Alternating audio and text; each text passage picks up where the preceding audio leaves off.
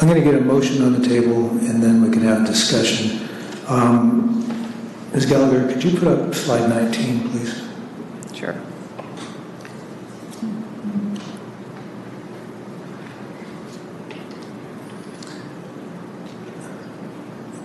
Sorry, slide 20. Yes, it spans, the four options span the two slides. Right. The motion that I'm going to make is related to number 3 up there. And that would be, I move a resolution of the Council of the City of Santa Rosa declaring its intent to initiate procedures for a transition from at-large to district-based council member elections pursuant to Elections Code Section 10010 and Government Code Section 34886, directing staff to retain a qualified demographer and other consultants as necessary, and approving a tentative timeline for conducting public hearings, formulating proposed district maps and election systems, and presenting draft ordinance to council for decision. Second. So we can talk about this. I just wanted to explain where I'm coming from in making this particular motion. It primarily revolves around my belief that we have a losing case here. And even if that isn't reflected in candidates who've been elected or not elected over the years, I think it was starkly demonstrated ironically in the Measure Q election of 2012 when we, as a city, turned down district elections. I think that I know there's a private study, a scholarly study out there that concluded that there was racially polarized voting in that election. I believe that there were overt racial appeals made in that campaign. And I think that in the end, we lose this case. So we have a charter that says we have at-large elections. And there's been appeals tonight that we have another election to decide this. I believe that if we do another election, we're telling the public that they have a deciding factor in this argument, when we don't. That's my belief. If the voters again turn down district elections, we're going to be in the same place then as we are today, facing a suit that I believe we're going to lose. In the interim, we'll spend $450,000 to stage that election. So I believe we need to get started towards switching to district elections in Santa Rosa. And as far as the threat of a lawsuit that we heard tonight, we're already being threatened with a lawsuit on the other side of this. And if we're going to get sued, I'd rather get sued for doing the right thing, rather than defending a system that I believe excludes a large segment of our community. So there you have my statements. Anyone else? Mr. Rogers. Yeah, first I want to acknowledge that this is a really emotional issue for people who've been involved in this for a long time. I'm looking at it very similar to the mayor. This to me is an if X then Y situation. If Santa Rosa has racially polarized voting and has an impairment of a voting influence of a protected class, then district elections. To be very clear, the courts do not care how Santa Rosa has voted. They do not care if we agree that district elections is the remedy. Some of us might think that there are other things that could contribute as well, such as paying council members enough to allow lower income individuals or people who work full-time to also be council members. They do not care. They prescribe district elections as the remedy if those two things are the case. The mayor referenced a study that was done in 2012. I've read the study. I want to quote part of the study and make it very clear that this is one study's opinion and not the city's opinion, having not done the research. But the researcher said that while he does not address if Santa Rosa should face a legal challenge, he finds with a high degree of confidence that Latinos in Santa Rosa have a district voting pattern that tracks with their political interests, and that the current system of at-large voting dilutes the voting pattern of Latinos. Using ecological regression, which is a really well-established and trusted form of political science, he even put the support amongst the Latino population for Measure Q at 92% when it failed, furthering the case that district elections should be implemented under the CVRA. Again, if X, then Y. I do not believe that we would prevail in a lawsuit. I don't want to waste voters' dollars doing additional studies to confirm what I think many of us have already seen. I don't want to waste the public's dollars trying to fight a lawsuit that I do not think that we can win. So I do support the mayor's motion. I would like to see staff work with a consultant if necessary to come up with multiple options for a type of voting-based election that would satisfy the CVRA and the Federal Voting Rights Act, so that we can present multiple options to voters and say, under the threat of lawsuit, if that's what we have to say, we need to move to district-based elections. How would you like to see those districts formed? Would it be 7 districts, as one person suggested, 6 districts and a mayor, a blend between at-large and district elections? I'd like to find options that satisfy both the CVRA and the Federal Voting Rights Act and put it to voters to choose.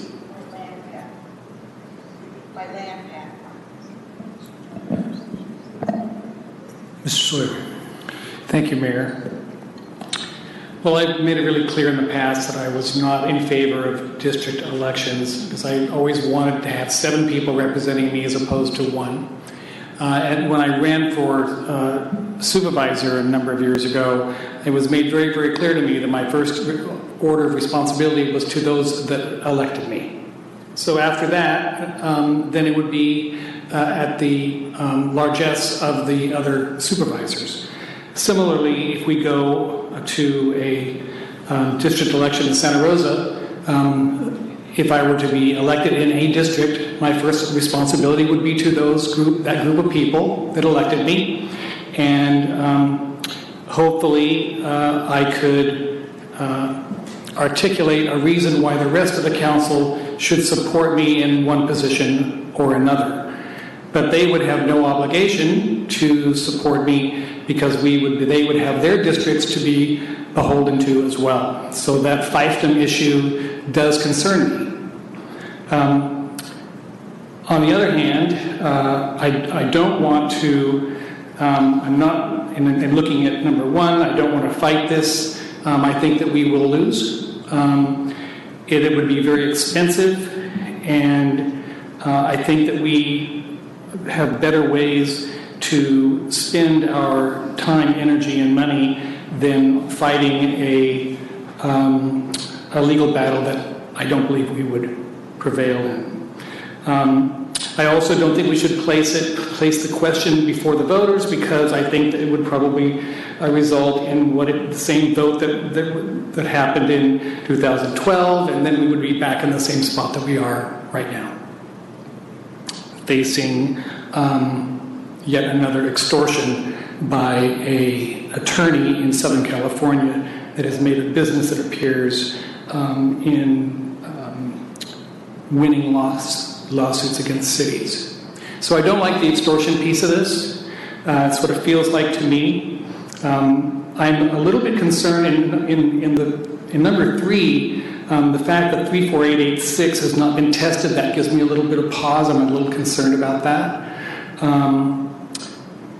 But I would hope that we would be able to work through that, perhaps with some, and you mentioned that it would be possible to combine, in a sense, parallel courses with 3 and 4. It would be unfortunate to go down that road and then have have it be contested in one way or another. So as much as I am my heart is not in favor of district elections. It was always a matter of when and not if, and it looks like, in my mind, our hand is forced to defy at this point the will of the people, at least from a number of years ago, and acquiesce to our reality and move forward with district elections in one, however we have to do that to to satisfy our obligation given our current status. Mr. Olivers? Thank you, Mayor. I will be brief. Our options are very limited right now, and the thing is, we're on a timeline. It's a timeline that we can't control. I agree that this is probably our best viable option at this time, but there's still a lot of work to be done. And Councilmember Sawyer brought up some of those issues related to the government code. So it's going to require a lot of work in a very short amount of time. And I can see the significant impact on our staff and a lot of others as well. So again, at this time, it's not a matter of whether I like it or not, or if anybody likes it or not. It's where we are, and it's something that is happening in a pretty big wave across the state. So I think it's what is our best option for us right now in looking at the best interest of our community and moving in that direction. Thank you. Mr. Schwedo. Thank you, Mr. Mayor. So I also do have a question for the city attorney. Councilmember Sawyer mentioned the parallel path. So one question, could we do a combination of 3 and 4? And or if we start to get information from demographer and other materials that the mayor mentioned in his motion, as we start to get that information, would we be able to alter course if some of the information we're now learning changes from where we are right now? Yes. Yes to both questions. Yes, you can combine 3 and 4 on parallel tracks. You could start proceeding on with an ordinance. At the same time, we could pursue a declaratory relief action. And also, what you're adopting tonight is a resolution of stating your intent. Sorry about that. Turned it off. I'm trying to move it. But if down the line, as we do more research and we develop options and we start exploring it more, if there is a point at which you want to shift gears, that is within your discretion. And the one caution that I would give on that is that if we are still within the 90 days and we are proceeding in within the 90 days, we will still enjoy this safe harbor. If, based on the evidence you see coming forward, you decide to defend the lawsuit, then we're not in the safe harbor situation at all. If we are able to get an extension, if we get confirmation of Mr. Shanksman's extension of that time, my one caution would be if we shift to a different path, if we shift from an ordinance to an election, we may need to have some confirmation that we will still enjoy that same period that he has given us. My conversation with him yesterday did indicate a fair amount of flexibility in terms of that date, as long as we were moving forward towards district elections. And the plan is to get that in writing, not just an oral confirmation? Yes, I have sent a letter to him and asked that he sign and send that back. I didn't receive it back this afternoon. Also, while we're on the topic of that time frame, I did want to clarify something I mentioned earlier. Yes, we have that initial 90 days, that short time frame attached as the time schedule in our ordinance. I mentioned that I suggested that we would come back to you if we get the confirmation from Mr. Shankman and we are going to change that, we would come back to you. In fact, when I pulled up the resolution already includes a provision, that's paragraph 9 in the resolution, that allows that time frame to be adjusted by the city manager as he deems necessary or appropriate. So if we get confirmation from Mr. Shankman that we can move that date to start January 1st or thereafter, This resolution, as it's currently written, would give the city manager the authority to make that adjustment. That is helpful. As other council members mentioned, this artificial timeline that we have is very frustrating because, as you had mentioned in both closed session and tonight, that there's 4 essential elements. Well, we only know 2 are in place, 2 are in question. Now, I'm also in agreement that, to me, I think it would be futile to actually fight this because I do believe, based on what has been shared with us, the experience of other cities, we're in a lose situation. But yet, in 2012, there's at least 34,000 voters, about 60%, who said we don't want the district elections. And so it kind of puts the council in this position to say, well, we know better than the voters in 2012. And so wanting more information, the other struggle is too, just as we start looking the way the 7 of us operate, what's good for the whole city. I do live on the west side of town, and it has not been my habit to think what's in the best interest of the part of town I live in versus what's in the best interest of the community as a whole.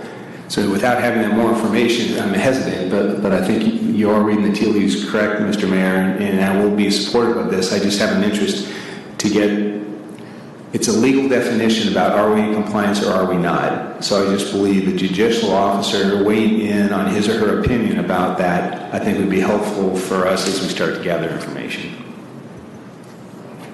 Ms. Combs.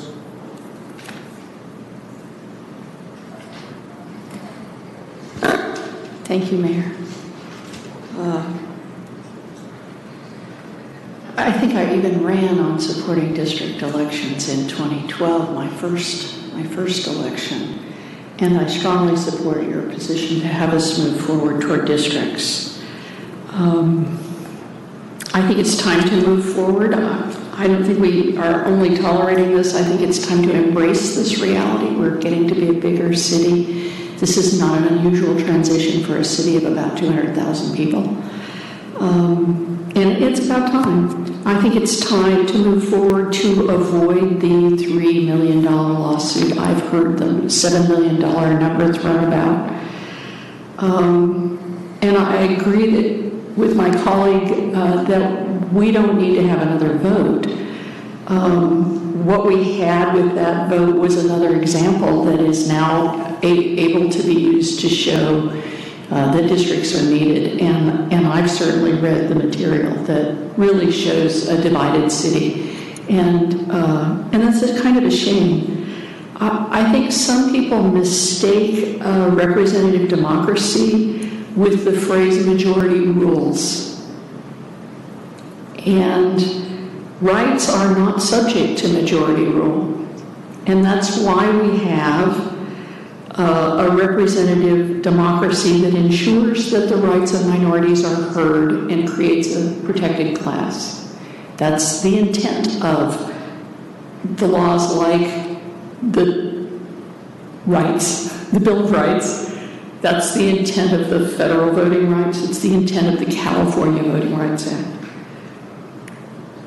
Voting rights are fundamental American rights, and majority rules is a place where those rights can't be taken over by others. So I strongly support that we will have district elections. I would say it very strongly, but I'm going to say it a little more foolishly, so I'm going to put 2 things on the overhead.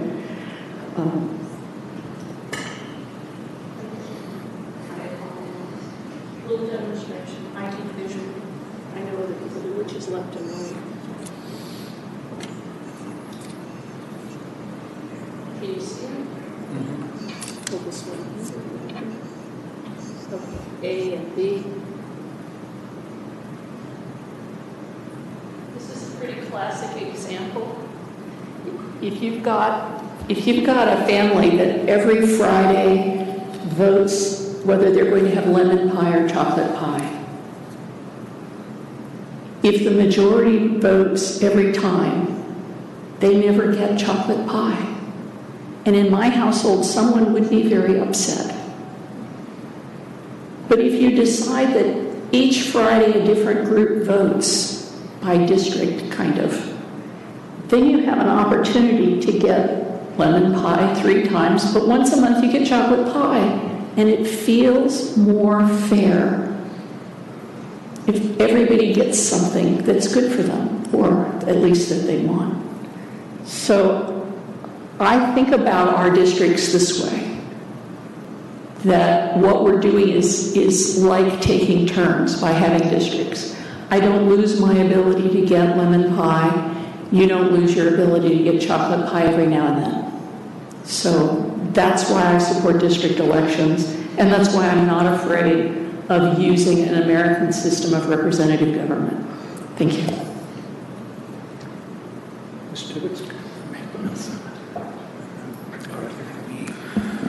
Okay, just a clarification about this resolution. We talked about the calendar that's attached to it. And I understand that this is a very tight calendar and we have a good chance to be able to extend it. I'm not sure I want to extend it into March. But I do understand why we might want to extend it into January or some other date. So I want to know when we make that decision. So I'll hazard a guess here. One of the challenges you all have is your posting requirement ahead of meetings, and that becomes a real challenge in how many days out we need to post. So in reality, we're now sort of waiting for this letter from Mr. Shankman affirming his flexibility. In lieu of that, we're in the 90-day window if you're going to be seeking safe harbor. We've published some dates. One of my areas of concern in that calendar is currently right now one of the meetings for a public hearing is on the 31st of October, which is Halloween, which would be one of the dates to entertain probably one of the MAP conversations. If this is truly a community-based conversation within a 90-day framework, I find that highly challenging. But to get to a real place where we could have a conversation, schedule the things we need to schedule, we would have to, I need to understand that there was a okay from the body to reschedule the joint meeting that has been put out there for the council and the board of supervisors on November 7th. That is on the calendar, that's been scheduled. But right now, to sort of get the calendar to work, we had to back out a week from that to create the 31st, which is challenging. So that's one point of clarification. Our intent would not be to pull this out any longer than we needed to, but what I would say is right now, if we did receive the letter, we'd be looking to provide some education in October for the council. November is a complicated month because part of that November we're away. We would be looking in the November-December timeframe to schedule the first two meetings, which are the general public feedback, and then move into the MAP discussion in January, February, so that you would have plenty of time if there were things that you needed to address vis-a-vis an election, if that became a possibility or a concern, that you would have time to address that. But in general terms, that's the kind of calendar we're looking at if this motion moves forward. I hope that gives some timetable adjustment between the two that you would be considering tonight. Thank you. I have two concerns, one on each end of this. The first is that this calendar shows that our public outreach period starts tomorrow. And I think that until we hear back from Mr. Shinkman, we need to consider this to be our schedule. So anyway, we're starting tomorrow. Yes. The second concern I have is that we are talking about an election next year. We're talking about an election that for the foreseeable future is going to be in limbo, as someone put it on social media yesterday. And then a question was asked to one of the council members, what's your position on this? Well, I know what the position is in limbo, and it's not a comfortable position. It's stranger back, for one thing. The community needs to know what elections are going to look like next year sooner rather than later. Potential candidates need to know what elections are going to look like sooner rather than later. And some council members up here, maybe all council members up here, depending on how we throw this thing up in the air and see where it lands, need to know sooner rather than later. So I've got no problem pushing this into January. February would be pushing it too far, I think. So that's one council person talking, and I just wanted to put that out there. Well, it would be really helpful to know if that is the concern for all council members if it goes past January in terms of the timetable, because again, getting back to you and getting decisions, it is an incredibly compressed time period. You know, right now, as of today, we're moving on the 90-day cycle.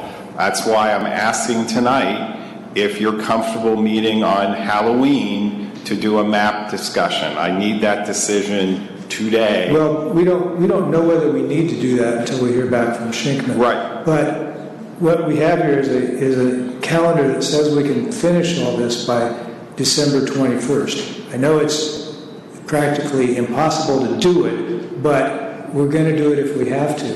What I'm saying is if we have an extra 40 days till the end of January, that we ought to be able to do that without meeting on Halloween, without having a joint meeting on November 7th. But again, what I would say is what I can't forecast right now is what the other corresponding issues will be on other items that the council is having us consider. So the tighter the time frame, the more constraint we'll have to address other issues.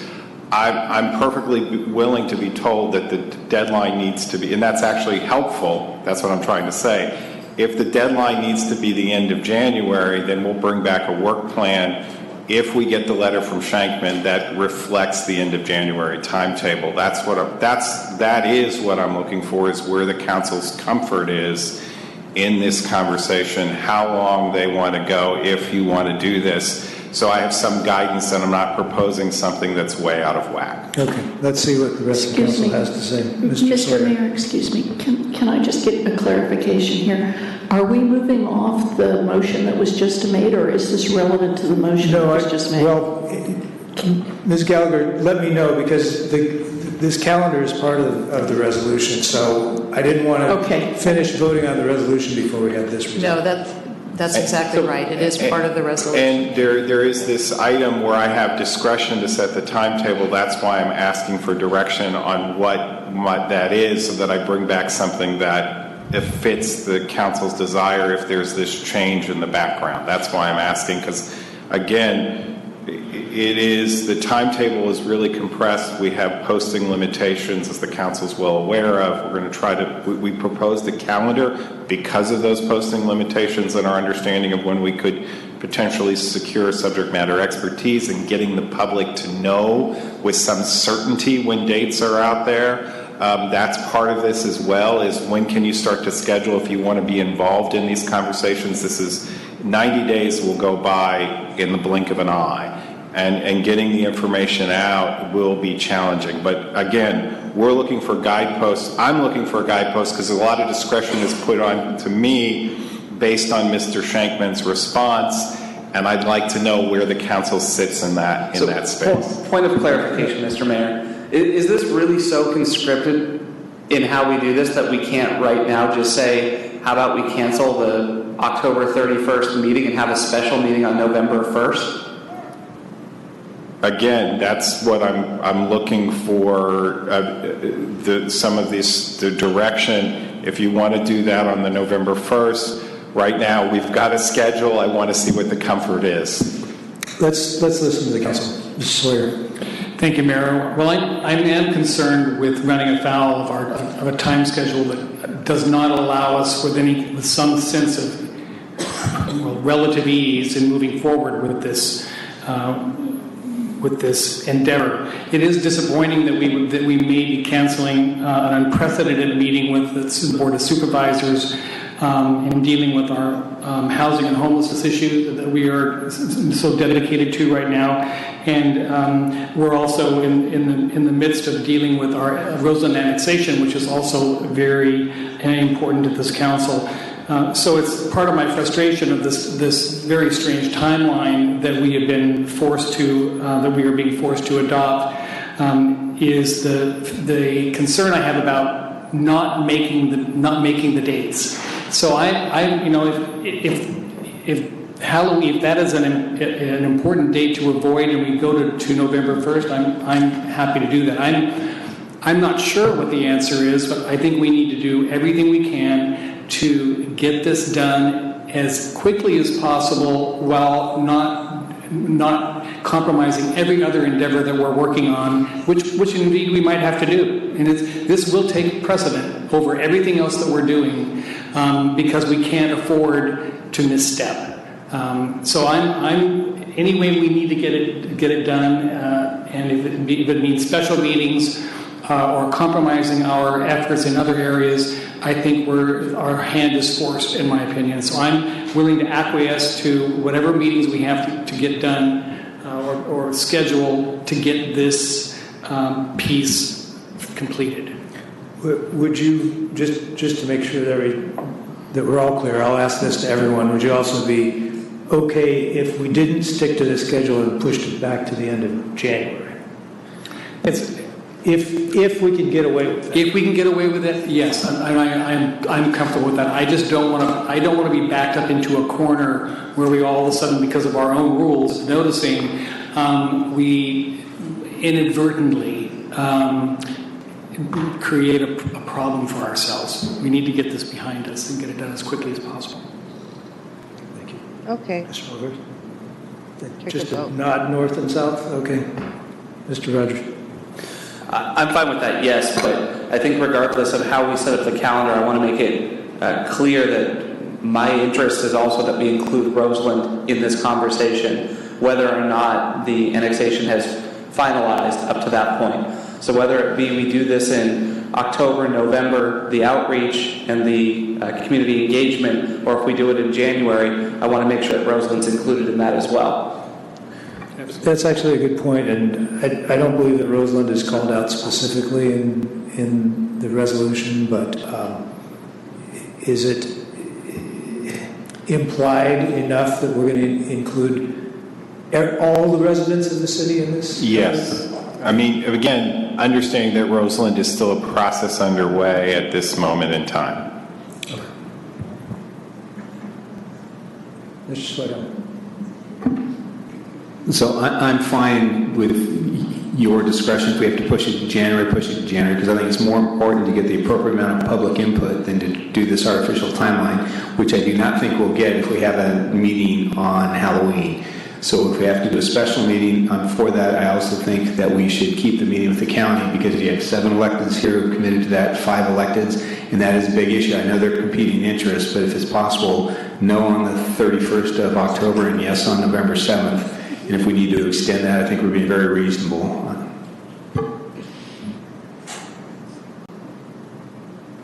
Ms. Combs. Okay, so agreeing on the changes to include Roseland throughout, even if they are not yet, they should be included in the conversations. Change October 31st to November 1st. I agree with keeping the county meeting on November 7th, even if we have to talk about maps on the same day. We seem to have long meetings sometimes. And you're okay with going into January?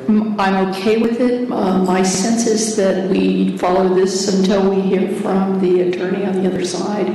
And as soon as we hear from that, we can modify this calendar. Is that correct? Correct. Right. So I'm happy with that. Thank you. Mr. Timmons. So I agree with the calendar that is right here. I would be fine with going to January, especially if it gives us a better final product, which I have a feeling that it will. But I would like to keep the deadline sooner as opposed to later for 2 reasons. One, it's my understanding that we can do a lot of public outreach and public involvement, and I support that we do that, but I'm wondering, as I understand this process, this is essentially out of our hands as well as the public to a little bit of an extent, that the lines are going to be drawn by a demographer. I'm wondering how far that conversation even goes. Well, again, I think there's lots of conversations to be had. Identifying the issue at hand then leads to the corresponding questions about how the map is drawn. Mm-hmm. And so there's a lot of conversations, and council will have, if this ends up being the motion and everybody agrees on the motion, you will have a very strong hand in how that gets decided. Okay. I support what's before us. I'm also okay with extending it to January if we need to get the necessary information. I really, really don't want us to abandon that November 7th meeting with the county. That took a lot of time, I know, by you, Mr. City Manager, to put that together, and I'd hate to kick the can another 5 months down the road. I understand kicking the can down the road, but I will also say we're planning for that meeting right now, and a lot of the staff that are involved in this, it will impact that meeting. That I will say. I can't. It probably would be a very different meeting if I wasn't wrestling with all these issues of what's likely to come in a couple of seconds. But I do want to put out there that is the challenge we're in. I don't want to abandon the meeting either, but I also need to manage everybody's expectations about the meeting and what we're going to be able to agendize for that meeting. Okay? Thank you. Two final things. One, I'm okay with Halloween if we need to all be here. And just thank you both. Any further comments, questions? All right, we have a motion. Your votes. That passes with 7 ayes.